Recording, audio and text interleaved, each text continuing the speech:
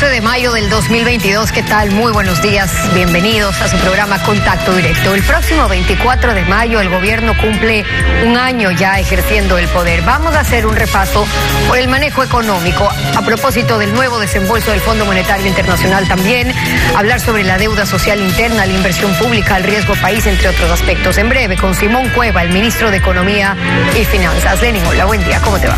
Muy bien, Estefe, amigos televidentes, buenos días. Además, la propuesta de administración compartida que hace el municipio de Cuenca sobre la cárcel de Turi. Quieren que ese centro solo sea regional, no nacional. Al momento, allí no entra un preso más. Los detalles más adelante con el alcalde de Cuenca, Pedro Palacios.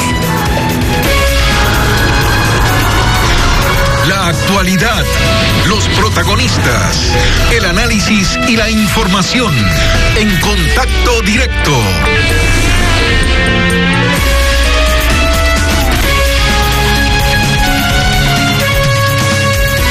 Estamos a pocos días de que el gobierno cumpla su primer año de gestión y es tiempo de iniciar con las evaluaciones. Y vamos a empezar con el Ministerio de Economía y Finanzas, con la cartera encargada del manejo de aquello que todos piden y que en estos tiempos es escaso, el dinero.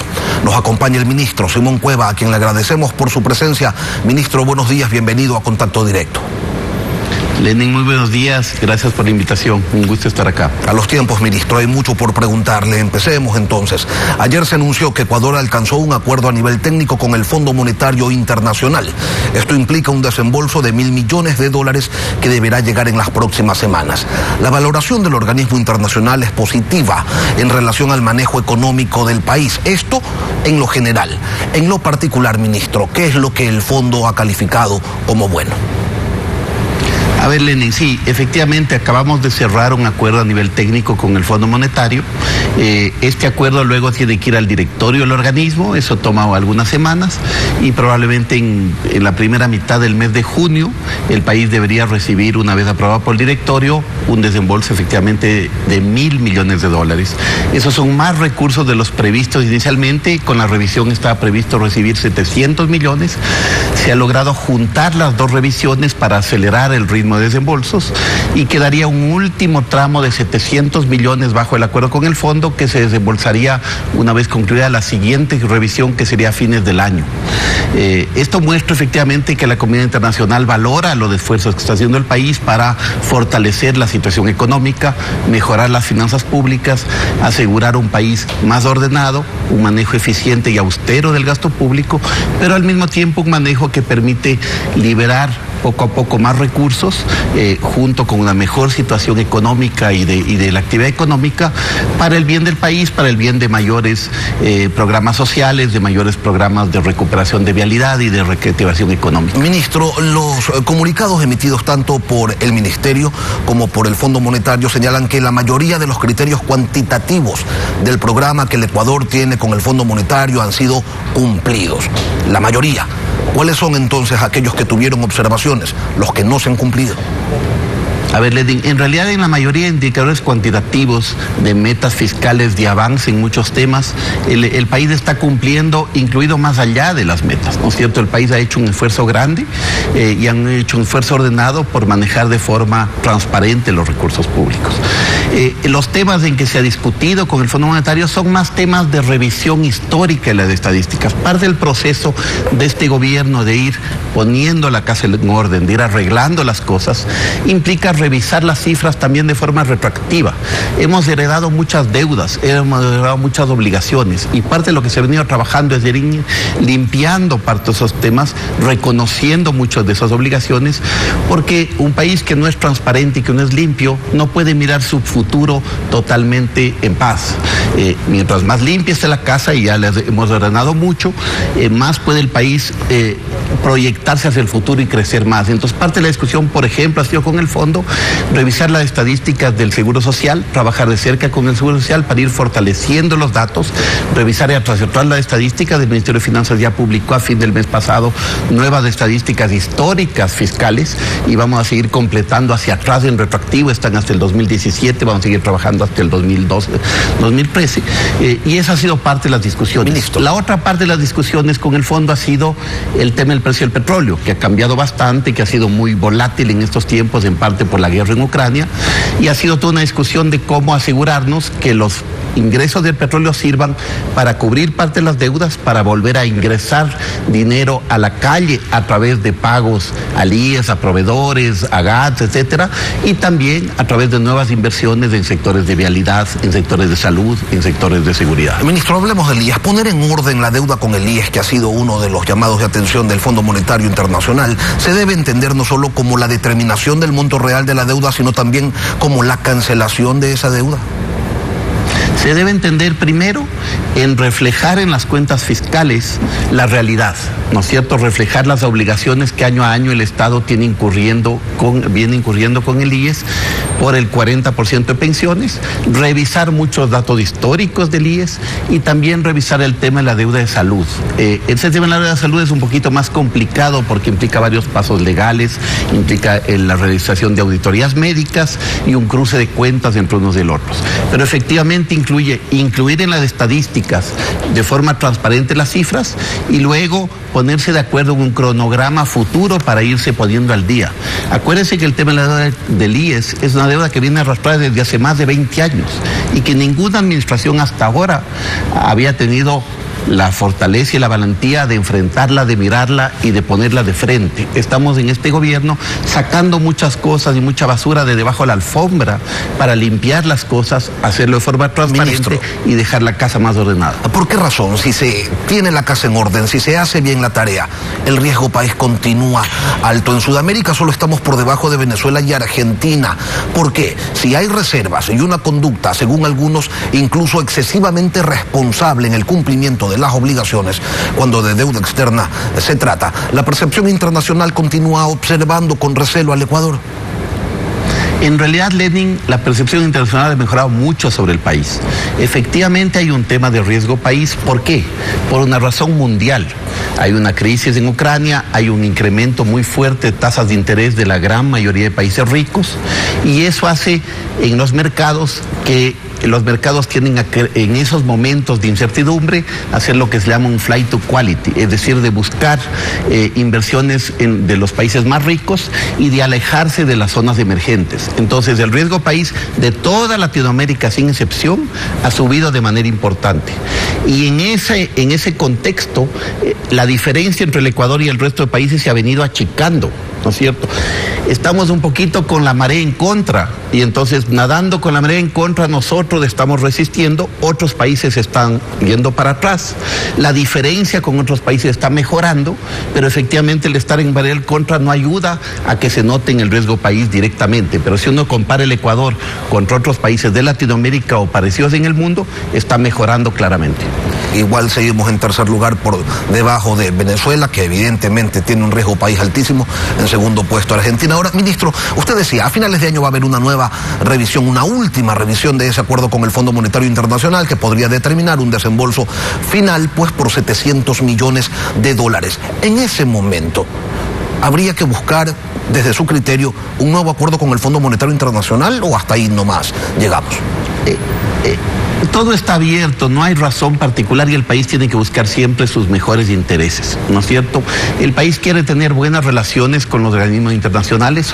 ¿Por qué? No por cumplir nada en particular, sino simplemente porque recibir financiamiento de los organismos internacionales es fundamental para lograr cubrir las obligaciones sociales internas y hacerlo de manera que la deuda pública vaya mejorando, porque la deuda de los organismos multilaterales es una deuda de largo plazo de tasas de interés bien bajas. Y uno de los esfuerzos que se ha hecho en este gobierno es no recurrir a endeudamiento caro, no hacer nueva deuda con colateral de petróleo o con otro tipo de colateral, ¿no es cierto? Eso ha permitido que los plazos de la deuda pública se alarguen, que las tasas promedio que se paga por deuda bajen y bastante. Hace un par de años la deuda pública ecuatoriana pagaba cerca de 6%, un poquito más en promedio, ahora está pagando 4%. Entonces la respuesta es el costo relativo. ¿Usted sugeriría que se vaya a un nuevo acuerdo con el fondo? No necesariamente, Lenin. El país debe mantener buenas relaciones con los organismos internacionales y hay varias formas de mantener esas buenas relaciones. Incluso con el acuerdo que tenemos ahora, está previsto de manera técnica, como está previsto en muchos otros acuerdos, que luego haya revisiones, ya no como parte de un acuerdo, sino simplemente de revisión normal cada 6 meses del país, no atados a desembolsos. Esa es una posibilidad. Otra es buscar otros temas. Hay, por ejemplo, nuevos criterios del Fondo Monetario para dar en ciertos casos financiamiento para temas de países con proyectos ambientales y desarrollo ambiental. Hay muchas opciones y en los próximos meses el país lo discutirá con el Fondo Monetario y con la comunidad internacional para ver lo que sea mejor para el país. Con estos $1.000 millones que llegarán a mediados de junio, se ha dicho que se va a fortalecer programas sociales y de infraestructura, es decir, esa plata ya tiene algunos destinos y quisiéramos que nos cuente específicamente cuáles son. Así es, Lenin. La lógica de esto es que los recursos que vienen son recursos dentro de la planificación financiera del país ordenada para cubrir las obligaciones del presupuesto, pero como además hemos logrado liberar algo de recursos por un buen manejo fiscal y porque además tenemos algo más de recursos de este año, aunque sea temporales por los mayores precios del petróleo, es sano que una parte de esos recursos vaya para cubrir deudas con el IES, con los GATS, con los proveedores del Estado. Todo eso son recursos de liquidez que sale al IES, que sale a los proveedores de salud, que sale a los GATS y a través de los GATS sale a todos los cantones del país de forma capilar. Y todo esto ayuda a que la plata entre a la calle y que ayude a esa reactivación económica. También nos va a servir para varios proyectos sociales, para, por ejemplo, recuperar vialidad y varias vías que se han dañado fuertemente con un duro invierno, temas de seguridad, temas de hospitales, temas de atención de salud, todos estos temas prioritarios se están atendiendo con este sistema. Existe la percepción, el criterio de que el gobierno tiene plata para pagarle puntualmente a los acreedores internacionales, pero camina lento, muy lento cuando se trata de la deuda social, de las transferencias para temas vitales como el de seguridad, o el de salud, o el de educación. 3 meses se demoraron, ministro, para entregar para seguridad a $9 millones, al final entregaron 11,5 millones. Tenemos hospitales que aquejan falta de medicinas e insumos, lo dicen los pacientes y también los médicos. Hay escuelas que tienen que ser reparadas por municipios o apadrinadas porque se dice que no hay plata. Entonces, le pregunto, ¿realmente la tarea está hecha o la gestión del Ministerio de Economía y Finanzas es, como dice ese viejo apotegma popular, candil para la calle y oscuridad de su casa? A ver, aclaremos varios malentendidos, Lenin, ¿no es cierto? Primero, no es cierto que hay más plata para pagar afuera o para pagar en deuda. Los recursos para intereses de deuda o amortizaciones de deuda se lo saben desde el comienzo del año y los cumple el país y siempre ha cumplido y es un país serio que va a honrar sus compromisos. Pero no es que ahora con más plata de afuera se le va a pagar más afuera. Al Fondo Monetario en este año por intereses creo que se le paga algo así como $60 millones, de acuerdo, comparado con los otros montos de relativamente pequeño. Y no ha aumentado y no es que pero se les paga puntuales, ministro. En cambio, cuando se tiene que destinar plata para seguridad, para cuidar la vida de la gente, allí sí hay trabas burocráticas y demoras que no ocurren cuando se trata de pagar afuera. ¿Cómo que no es así, ministro? En enero dijo el presidente Lasso que se destinen $9 millones para el tema de seguridad y se los entregó en mayo. A ver, hay varios temas al INE. Primero, este gobierno ha heredado muchísimas deudas y si algo hemos hecho es reducir las deudas poniéndonos al día de obligaciones heredadas. Pregunte a los GATS cómo el cambio era que teníamos 3 meses de atraso y ahora estamos cumpliendo al día con el modelo de equidad territorial. Pregunte a los proveedores privados del Estado cómo se ha reducido parte de la deuda. Hay muchos casos así. En los temas de seguridad se ha venido trabajando muy de cerca. La policía ha estado trabajando en proyectos de inversión de detalle. Ellos son los expertos en ese tema. Del lado del Ministerio de Finanzas, nosotros el día que recibimos el pedido, ese mismo día hicimos la asignación de recursos para la Policía Nacional. Y seguimos trabajando cerca con todas las entidades del Estado para seguir acelerando este tema. Hay que entender también que los recursos nuevos que llegan toman tiempo. Cuando sube el precio del petróleo, los recursos le llegan a la caja fiscal con un par de meses de retraso por los contratos, por las ventas, por los temas. En los primeros meses de este año tuvimos el tema de que como hubo menos producción de petróleo en diciembre, acuérdense que hubo un deslave y hubo una caída fuerte de la producción petrolera, en enero y febrero llegaron menos recursos para el petróleo. Recién a partir de marzo, abril, han empezado a llegar recursos de manera más importante.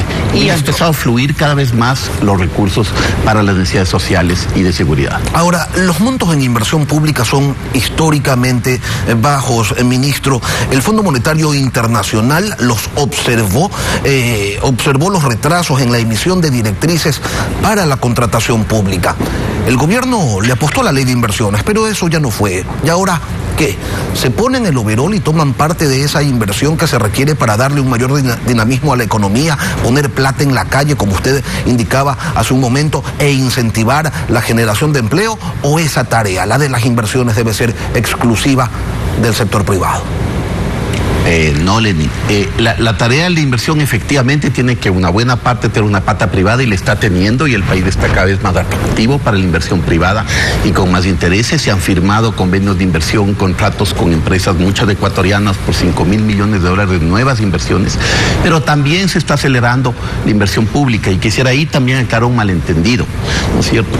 Porque este es un gobierno transparente. Cuando hicimos la proforma presupuestaria, se reclasificó recursos que estaban inadecuadamente contados como gasto de inversión, y se los puso como lo que son: gastos en sueldos, gastos en transferencias y bonos, etcétera. Entonces, cuando uno compara el año pasado con este, no está comparando papas con papas, está comparando una inversión del año pasado que incluía cerca de $400 millones en los 4 primeros meses, que no eran inversión, que eran pago de sueldos, que estaban clasificados indebidamente con inversión. Cuando uno compara papas con papas, Lenin, el plan de inversiones de este gobierno, de este año, es de $1.870 millones, es 19% más alto que la inversión comparable del año anterior. Y ese plan de inversión siempre toma un tiempo en los primeros meses del año en todas las administraciones, ministro, para ir haciendo, y estamos en todo un proceso de acelerar eso con todos los gobiernos, con todos los ministerios y con todas las entidades del Estado, para que se vaya acelerando cada vez más ese tema. Y hay anuncios que le meten más presión todavía al tema de la inversión pública, anuncios presidenciales de $1.200 millones para seguridad, $650 millones para infraestructura educativa, $75 millones para atender el tema de las cárceles. Les quedan a ustedes 3 años para entregar esos recursos, y si empiezan hoy, tendrían que desembolsar más o menos 53 millones mensuales solo para esos 3 sectores. ¿Se cuenta con ese dinero? ¿Está presupuestado o habrá que esperar a ver de dónde y cuándo se lo consigue para entonces comenzar con las entregas? Ahí se está acelerando mucho parte de la ejecución del gasto de inversión, porque queremos efectivamente que todo se vaya viendo y que todo vaya llegando. Parte de esos recursos que usted señala son también recursos ligados a cooperación internacional. En seguridad, por ejemplo, el problema de seguridad, que es serio en el Ecuador, no es un problema solo del país, es un problema internacional en que se está trabajando con muchos socios internacionales, con los de Estados Unidos, con nuestros vecinos de Colombia, con Israel, donde está estos días el presidente de la República, para tener apoyo internacional y un combate integrado a nivel internacional. Y parte de los recursos provienen de ese tipo de cooperación. Entonces, no todo tiene que venir de acá, y asimismo parte de la inversión que se quiere hacer en el país tiene que ser en parte una inversión con alianzas público-privadas, con concesiones con el sector privado, para que el sector privado también ayude en el financiamiento y en asegurarse la fuente de repago futura. Entonces, ahora, este es un trabajo de múltiples patas, ¿no es cierto? Todos tenemos que trabajar juntos. Ahora, con esta gestión de un año, ¿se despide Simón Cueva del ministerio o va a continuar en funciones? Don Lenin, todo ministro puede estar todos los días que sea, ¿no es cierto? Del primer día que uno entra puede estar dispuesto a salir, eso es lo normal. Pero hay muchos rumores, no hay que hacer mucho caso de los chismes y los rumores, ¿no es cierto? Con el presidente hemos venido conversando muy de cerca, hemos venido trabajando muy de cerca, y yo estoy muy honrado de seguir apoyando al presidente Lasso en este esfuerzo profundo por mejorar el bien común y mejorar de forma estructural la economía ecuatoriana, para que no sea una mejora temporal de un ratito, sino que realmente leguemos a las futuras generaciones de nuestros hijos un país mucho más sólido, más creíble y más importante en el futuro y en las posibilidades y oportunidades para todos los ecuatorianos. Entonces, Simón Cueva, ministro de Economía y Finanzas en firme. Gracias por venir a Contacto Directo. Lenin, muchísimas gracias.